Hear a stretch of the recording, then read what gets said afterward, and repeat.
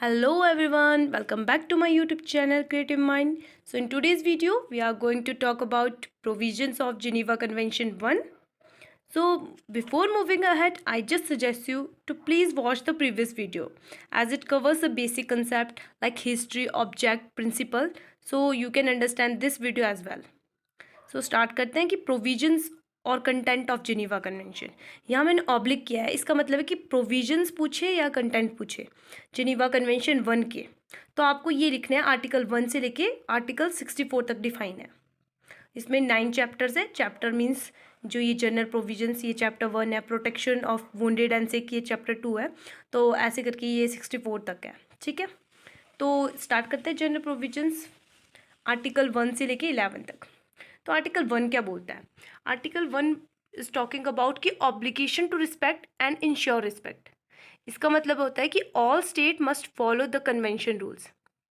मतलब स्टेट को यहाँ पर कंसीडर किया जा रहा है कंट्री। ठीक है, तो अगर मैं स्टेट बोलती हूँ तो आपको पता होना चाहिए कि हम कंट्री की बात कर रहे हैं। ठीक है, तो यही है कि जब हम दो कंट्रीज़ में वॉर हो रहा है ना, तो आपको क्या करना है, आपको रूल्स को फॉलो करना है जो किसने इस्टेब्लिश किए, जिनेवा कन्वेंशन 1 ने।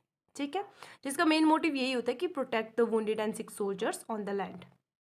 तो आर्टिकल 2 पे चलते हैं। आर्टिकल 2 क्या बोल रहा है कि applies in international arm conflicts. International arm conflicts है कि जब दो कंट्रीज के बीच में वॉर हो रहा है तो उस टाइम आपको कौन से रूल्स याद रखने हैं जब आप वॉर कर रहे हो।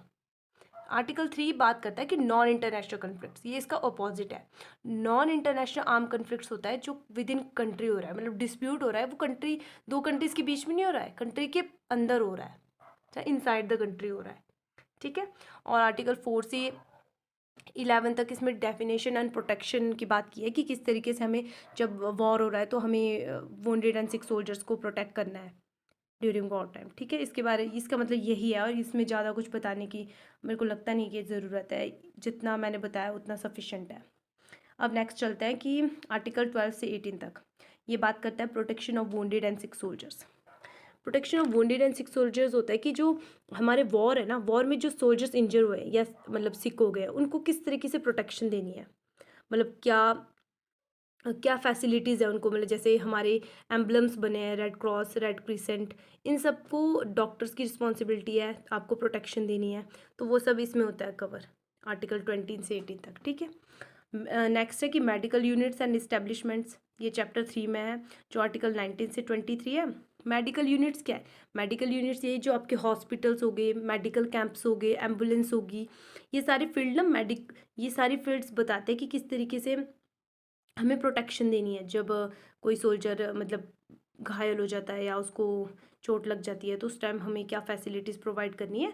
अगर इसका ब्रीच होता है ना, मतलब वॉर क्राइम करते हैं जो कंट्रीज़ हैं, मतलब वो वॉर क्राइम कर रही है, वॉर क्राइम होता है, सीरियस क्राइम्स होते हैं जो डन किए जाते हैं ड्यूरिंग वॉर टाइम।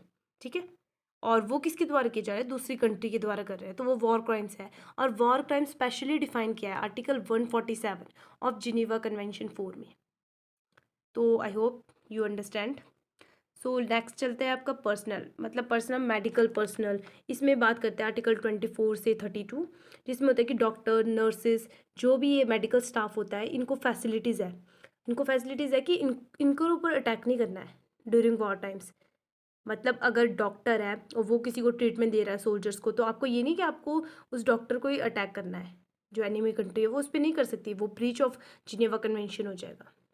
तो या इसमें तो ये बात करते हैं। नेक्स्ट आपका आ गया आर्टिकल 33 से 37, जो चैप्टर 5 में है ऑफ जिनेवा कन्वेंशन 1 के, जिसमें बात होती है कि बिल्डिंग्स, इक्विपमेंट्स एंड ट्रांसपोर्ट्स, जिसका मतलब यही होता है कि मेडिकल व्हीकल्स है, जैसे एम्बुलेंस है, ठीक है, इक्विपमेंट प्रोटेक्ट, उनको सबको प्रोटेक्शन देनी है। मतलब जो रेड क्रॉस एम्बुलेंस है, अगर एम्बुलेंस सामने से आ रही है, उस पर रेड क्रॉस लगा है, मतलब एक एम्बलम है जिसका मतलब कि हमें उसके ऊपर अटैक नहीं करना है। अगर कोई एनिमी कंट्री उस पर अटैक कर रही है तो वो वायलेशन कर रही है, उसके लिए उसको पनिशमेंट मिलेगी। ये सब इसमें डिफाइन किया गया है आर्टिकल 30 से 37। ठीक है, तो मूविंग टू द नेक्स्ट, ये है कि डिस्टिंक्टिव एम्बलम, यही जो मैंने ऊपर बता दिया आपको, रेड क्रॉस, रेड क्रिसेंट, ये सब आर्टिकल 38 से 44 में है कि किस तरीके से डॉक्टर है उसको प्रोटेक्शन देनी है। अगर मान लो कि एक कंट्री है, एनिमी कंट्री ने हमारी कंट्री के डॉक्टर को मतलब कैप्चर कर दिया, ठीक है, तो वो उसको हार्म नहीं कर सकता है, पर उसने कैप्चर किसके लिए किया है, for the purpose of to provide the facilities to their soldiers.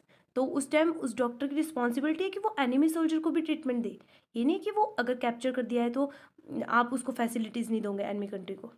तो जब उसकी वो ज़रूरत ख़त्म हो जाएगी तो वो एनिमी कंट्री हमारे कंट्री के डॉक्टर को वापस दे देगी। समझ रहे हो ना? तो ये यही बता रहा है कि किस तरीके से हमें ये रेड क्रॉस, रेड क्रिसेंट है, इनको सेव करना है, इनको प्रोटेक्शन देनी है, मतलब जिनीवा कन्वेंशन के रूल को वायलेट नहीं करना है। ठीक है, नेक्स्ट आता है कि आपका application of the Geneva convention. Applications में यही है कि आर्टिकल 45 से 48 की बात कर रहा है कि कन्वेंशन कब और कैसे अप्लाई होगी। ठीक है, इसमें ये रूल्स बताएगी जब कन्वेंशन वॉर के टाइम ऑटोमेटिकली अप्लाई हो जाती है। जैसे अब दो कंट्रीज़ के बीच में वॉर हो रहा है तो उसके रूल्स क्या है कि किस तरीके से वॉर करना है, आपको किस पर अटैक करना है और किस पर अटैक नहीं करना है, वो सारे रूल्स डिफाइन होते हैं ऑलरेडी। तो वो सब इसमें बताया कि application of the convention article 45 से 48।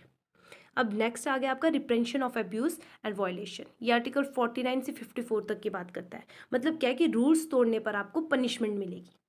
ये सिंपली आप याद रखो कि जैसे वॉन्टेड सोल्जर्स को मार दिया ना, तो ये क्या है, एक इंटरनेशनल क्राइम कर दिया।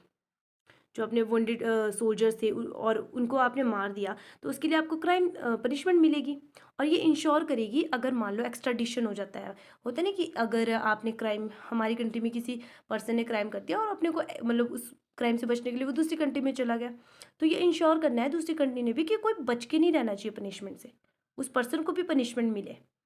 तो वो अजाइलम और एक्स्ट्राडिशन वो कंसेप्ट है, वो आपको नेक्स्ट वीडियो में किसी कभी बताऊंगी। तो मतलब यही है कि आपको रूल तोड़ने पर जब आप रूल को ब्रीच करते हो तो आपको उसके लिए पनिशमेंट मिलेगी। ठीक है, नेक्स्ट आपका फाइनल प्रोविजंस, ये लास्ट है।